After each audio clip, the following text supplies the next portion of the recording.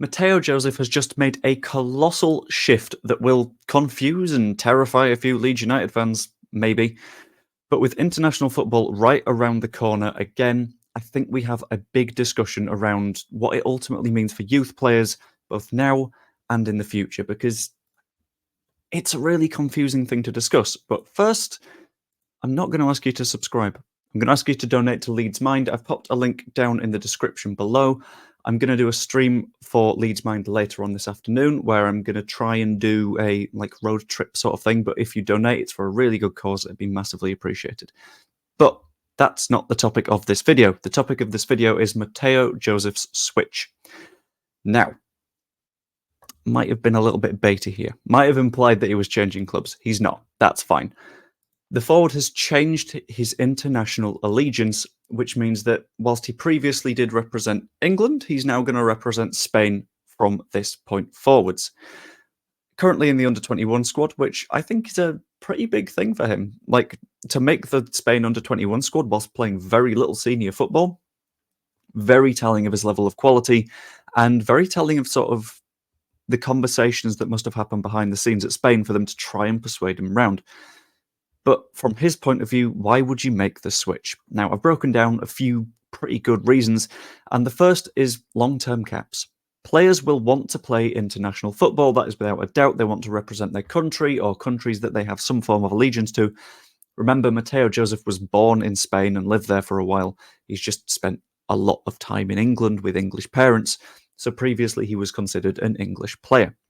Now, when you've got the choice between Spain and England at the moment, England's youth setup vastly overpowers Spain's, and whilst looking at it from sort of the outside, we might think he's going to get better training with England's setup. You also need to think about the fact that the players that he's up against for caps are going to be significantly better. The under-21s of today are the senior players of tomorrow, and if you have a look at England's under-21 squad, it is absolutely insane. I will have a very quick look just to run through some of the names on there. There we go. So the England under-21 squad does include Charlie Cresswell, but it's also got the likes of James Trafford, Rico Lewis, Kobbie Mainoo. It's got Archie Gray in there, Alex Scott, Jayden Philogene. I don't know. I never know how to pronounce that one. Taylor Harwood-Bellis, Harvey Elliott. Big names. Carney Chukwuemeka, another one. Jamie Bino-Gittens. There are some massive names in that bunch of players, and you need to consider, in addition to that, this is one age group. You've also got to think about the 20s, 19s, 18s, 17s, 16s, all the way down. He's going to be competing with all of those players for caps in the future, and if he feels like he's got a better chance with Spain, I can see completely why he's taken it. And in addition to that, players will consider the amount of exposure they're likely to get.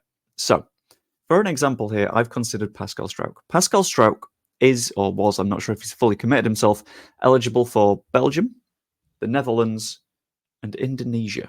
Now, if it was all about caps, if it was all about playing football at an international level, I have no doubt he would have picked Indonesia years ago. He would have been able to start for them from the moment he put on a Leeds United shirt, and by this point, he'd be an Indonesia legend. But you've got to think about the level of exposure that he has there. Yes, he might have a grandparent or something like that from Indonesia, but he's not going to be playing good football at that level, and although people in Indonesia would like him, that's not particularly what he cares about at the moment. He's playing in Europe. He was Belgian/Dutch throughout his entire life, and whilst he could be a hero there, he has chosen to wait. There's no point getting caps if they're going to go nowhere, if you're just going to play some World Cup qualifiers, lose them, and end up not playing in continental competitions or anything like that. I can completely see, in that case, why Mateo Joseph has picked Spain, rather than being a rotation option for England at some point in the future. But there is also the fact that he is a youth player. There are significant youth aspects that we need to consider here. Several things that matter to youth players that won't matter to senior players. For example, switching early on in his career, like now, means that he has a chance to get ingrained in the squad. Going on year on year on year, there will always be people that pay a little bit of attention to maybe I can get an international cap, but then they're 26. and the country is suddenly desperate and they get called up for the squad, but they're like a third choice rotation option. Switching early means that he's ingrained in the squad, and importantly, he knows the coaching setup, which means the coaches there know him. International setups are renowned for promoting from within, so an under-21s coach could easily become the senior manager at some point. This means that if Mateo Joseph gains favour with an under-21s coach, that's definitely going to help when it comes to getting caps in the future. The Spanish FA are going to like him as well. There's a lot of benefits to this. And in addition to that, he's likely to be considered early over undeclared players in the future.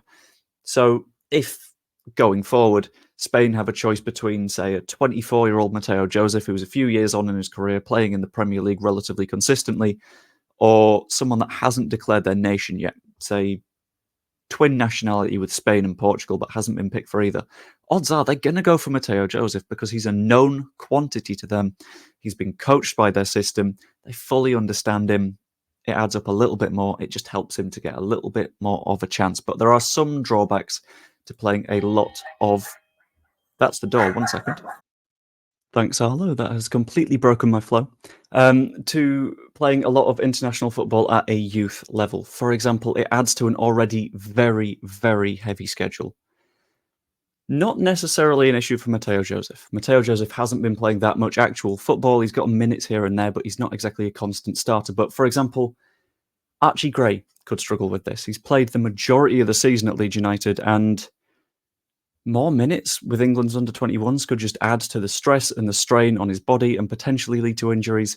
Hope it doesn't. Probably be fine, but there is a risk there, and there's plenty of injury potential. Not only are you tiring the players, but you're adding more stresses to their muscles, to their bones, and potentially causing some injuries going forwards. In addition to that, there's a little bit of a risk of getting rushed.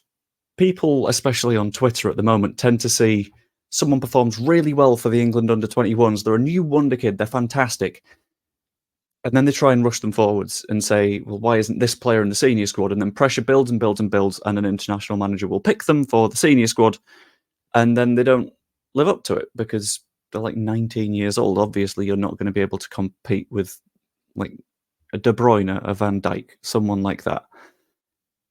And then you get a little bit of a risk of sort of putting pressure on the players, and I think that causes a few problems. I think similar has been seen this season in Spain with Lamine Yamal, who is a very good winger for Barcelona, don't get me wrong, but since the start of the season, people have been saying he's underperforming his expectations, when at the start of the season, no one had heard his name. That sort of thing. But yeah, ultimately, I think making the switch from England to Spain is a good move for Mateo Joseph. It means he's going to play international football in the long term. I just hope he's a little bit careful and make sure that he doesn't sort of risk anything. Anyway, let me know what you think in the comments down below. Like, subscribe, even become a channel member, all that good stuff. And make sure to donate to Mind and visit my stream that I will be doing at roughly 3 o'clock today, doing a road trip from Leeds to Millwall. Should be good fun, and hopefully I'll have you there. Any ad revenue, donations, memberships that I get from that, and probably this video as well, I'll be donating, so stick around, get involved, and I will see you later. I don't know what to finish this one with. I'll just say that, I think. I might try and enable text-to-speech for my stream. That could be good fun, but like a donation thing. I don't know. See you later.